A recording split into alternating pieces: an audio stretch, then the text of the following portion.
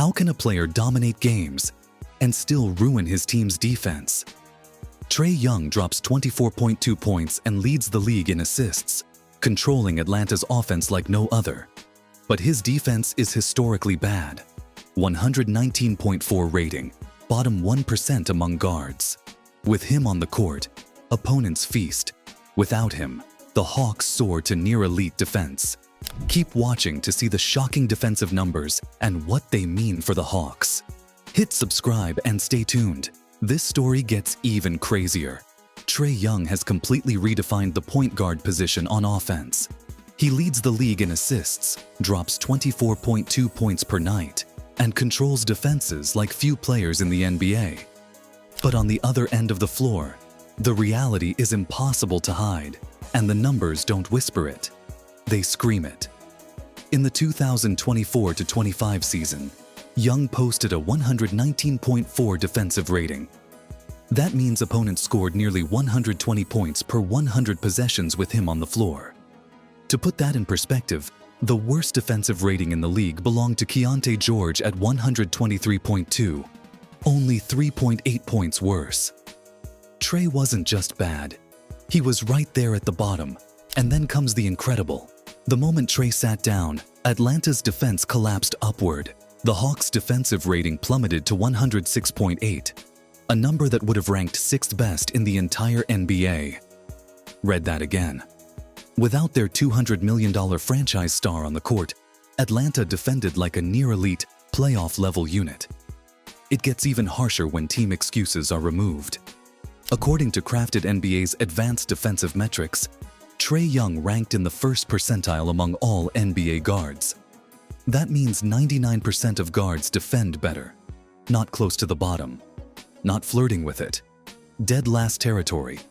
Elite offense can win highlights. But these numbers raise a brutal question. How much does it cost on the other end? This is the part of the Trae Young conversation that usually gets skipped.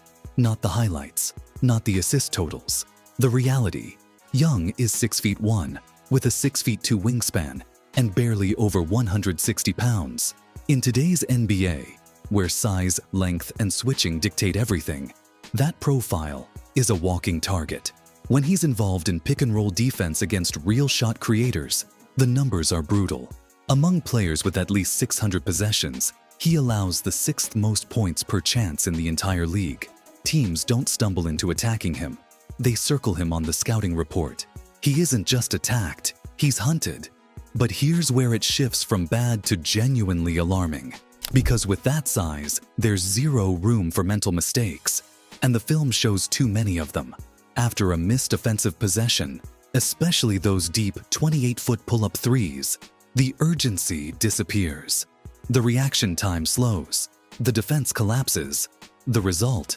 When those shots miss, Atlanta bleeds points at a rate of 127 per 100 possessions. That's 15 points worse than the league average, purely off those moments. One empty shot flips into an instant disadvantage on the other end. And this isn't just about being small. Awareness is controllable. Effort is controllable. Focus is controllable. Right now, that's where the real breakdown is happening. Here's the part that finally made Atlanta uncomfortable. The on-off numbers don't just look bad, they scream danger. With Trae Young on the floor, the Hawks surrender 116.1 points per 100 possessions. That's not below average. That's Dallas Mavericks-level offense being handed to opponents every night. Same efficiency, same damage, and that overlap isn't a coincidence. Now look at what happens when Young sits.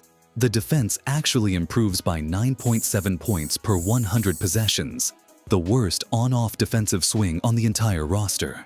That kind of gap isn't normal. It's the territory reserved for players whose teams quietly build game plans around attacking. Then everything changed in November and December of 2025. Young missed extended time with a knee injury. This was supposed to be the breaking point. Instead, Atlanta got better, sharper, more connected. The Hawks went 7-3 without him, jumped to 4th in defensive rating, and somehow led the league in assists. The ball popped, rotations tightened, everyone covered for each other. This wasn't smoke and mirrors. It was a glimpse of a different identity. And here's the part that shook the front office. While their franchise star sat on the sideline, Atlanta climbed to 5th in the Eastern Conference standings. No collapse, no free fall, just winning basketball. The kind that forces uncomfortable questions. That's why trade whispers started. Not because Trae Young can't score, but because the numbers revealed something far more unsettling. The team worked better without him. Trae Young's rookie excitement faded once his defense became impossible to ignore. Advanced metrics, from ESPN's real plus-minus to team models, place him in the bottom 1 to 5% of the league defensively. Playoff basketball exposed the same flaws. Across 27 playoff games, Young has a 116.5 defensive rating. In the 2022-23 series against Boston, the Celtics targeted him relentlessly, holding him to 40 points and 14 assists, while forcing 10 turnovers in just 2 games. Teams continue to attack the same weaknesses: long wings, switch-heavy defenses, screens, and isolations all exploit him. Years into his career, Young's defensive growth hasn't progressed beyond basic pick-and-roll coverage, and even that is inconsistent. For a player meant to lead a franchise, that stagnation is impossible to ignore. Atlanta didn't stumble into this roster by accident. Every move screams one thing: damage control. Nickeil Alexander-Walker was brought in because he actually guards people. Dyson Daniels followed, a guy who racked up nearly 100 more steals than anyone else in the league last season. That's not luck, that's strategy. Inside, the safety net is just as clear. Kristaps Porzingis anchors the last line of defense. Onyeka Okongwu patrols the paint. Put it all together, and the Hawks didn't just add defenders. They built a perimeter wall designed specifically to cover Trae Young. The blueprint is obvious. Every player around him switches, fights, and recovers. The rim stays protected. If it works, Atlanta can survive defensively even with Young targeted relentlessly every night. It's costly, it's risky, and it exists for one reason only: to keep the defense alive while Trae runs the show. Here's the uncomfortable part. Atlanta hasn't publicly answered.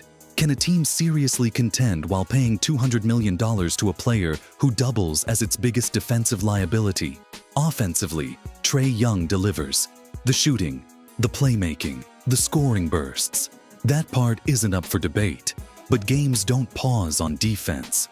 When opposing guards see Trae Young lined up across from them, there's no hesitation, no second thoughts. It's a green light. They attack him over and over because the film backs it up. What makes this harder to ignore is what happened without him. That 7-3 stretch told a loud story. The defense tightened. The ball moved. Roles became clearer. Atlanta didn't just survive, they looked organized. 2 years ago, even suggesting this would have sounded ridiculous.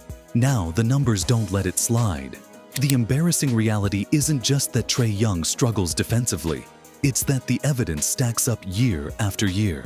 Historically bad, consistently exposed, fully documented, and no matter how electric the offense gets, that weight never fully disappears. So where do you land on this? Is Trae Young's offense worth building an entire defense around just to survive? Or do the numbers say this experiment has already hit its ceiling?